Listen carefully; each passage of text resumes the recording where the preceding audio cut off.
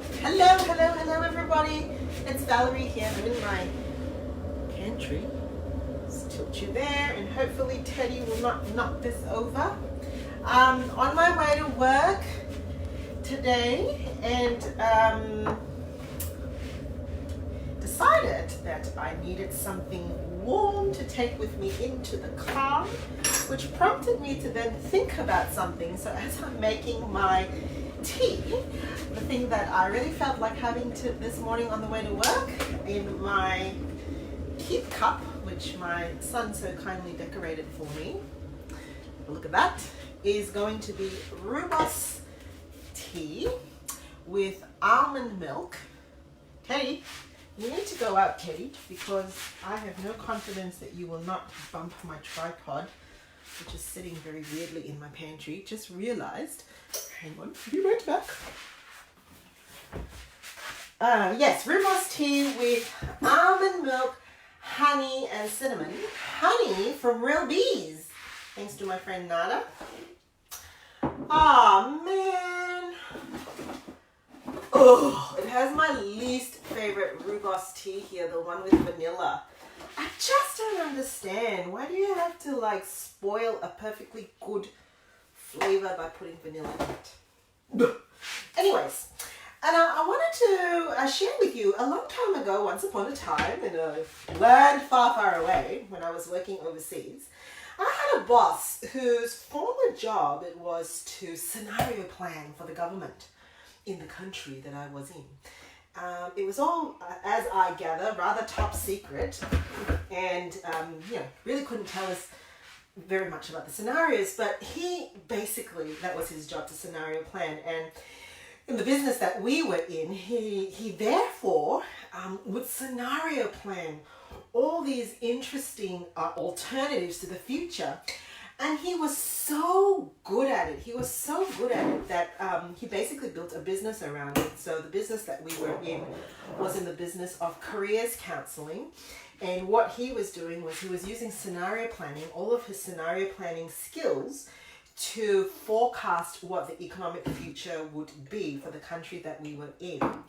And then to help senior students plan their careers, because one of the things that he was noticing was that students were making decisions based on some really, I guess, rudimentary information of what everybody thinks is going to be lucrative. And he was projecting scenarios based on what the economic future would be like. And I've got this memory of actually him saying that there would be a time when, of course, everybody knows IT is like the big thing, right? But things like artificial intelligence, cinnamon, I'm putting cinnamon, not something yucky like nutmeg. I do not like nutmeg. Would be, forgot what I was saying. Anyway, scenario planning. And what made me think about it today is, as a business owner, you can have a few reactions to, you can have two main reactions to what's happening with COVID-19. You could be absolutely terrified, or you could be absolutely energized. Maybe there's a third option, you don't care. But let me tell you, in my business, you don't have the option of not caring. You work with a fine team of people, and you take care of a fine group of people that you do care, you want to care. It's not an option. And in my thoughts as to, how do we actually stay afloat during this time? How do we not get swept by the panic and by the false data and false information? And it occurred to me that scenario planning is probably the thing that my former boss would say. You scenario plan. You contingency plan, not based on rummaging and trying to find toilet paper and tissue.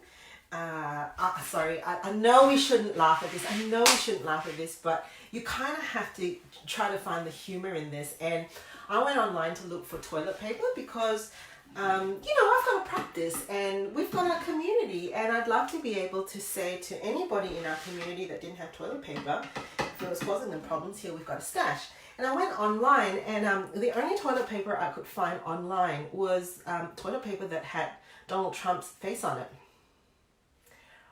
I just don't know about that. Sidetracked. So scenario planning. When my boss would scenario plan, he would come alive. He would come alive. There was no fear, there was no anxiety, there was no doomsday about it. There was a bunch of realistic thinking as he looked at the data. He would analyze things, and he would have statistics, and there would be a couple of scenarios that he would come up with. And I suppose the contingency planning was not based on panic, but based on pacing yourself to not be afraid by the scenarios that you see. Here's the thing about worry. Most of the time, we are actually catastrophizing a scenario that we actually have not been brave enough to look square in the face. What do I mean by that? We might be catastrophizing that we're running out of food, we're running out of, our finances we're going to lose the house, we're going to, our kids are going to get sick, we're going to lose loved ones. Now, we may be actually holding those catastrophic thoughts in our head and not actually facing them.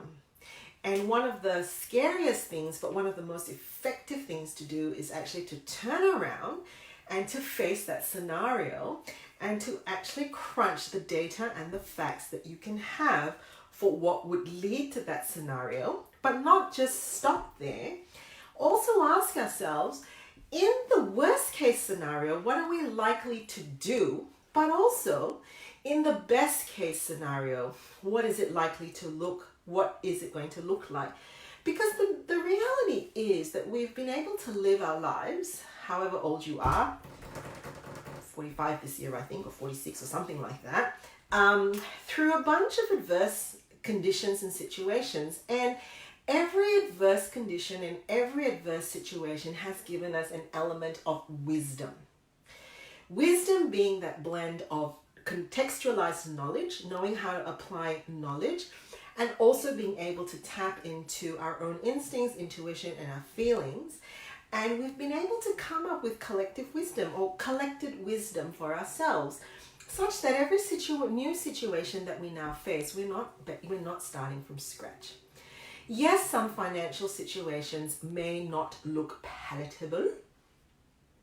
I'm not minimizing that at all. And yet we can still ask the question, what would be the worst case scenario? How would we deal with it? And what would be the best case scenario? And once you have those answers, the scenario planning is basically inclusive then of, this is who we need to speak to now. This is what we need to do now. This is the best that we can do right now for the situation that we have. And then put that scenario planning away. Put it away. You have done your job, you have done your best to look at it, you have looked it square in the face, you have confronted it, you've come up with ideas based on the resources that you have and based on the collective wisdom that you have. It's time to now put it away. Come back to it and revise it and evaluate it, not based on fear, not based on panic, but based on a scheduled, intentional plan to review it when you believe that it needs to be reviewed and adjusted. Okay, it's time for me to go to work. Cheers!